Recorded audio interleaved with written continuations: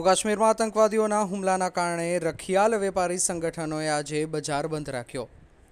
જમ્મુ કાશ્મીરમાં આતંકવાદીઓના બર્બરતાપૂર્ણ જીવલેણ હુમલામાં તેઓએ નિર્દોષ પર્યટકો ઉપર બેરોકટોક ગોળીઓ વરસાવી દેતા પર્યટકોના મોત નિપજ્યા છે।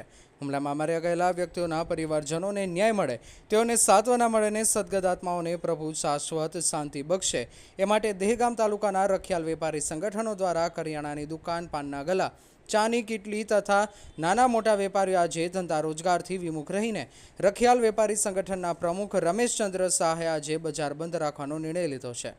રિપોર્ટર નિકુલસિંહ પરમાર, દહેગામ, ગાંધીનગર।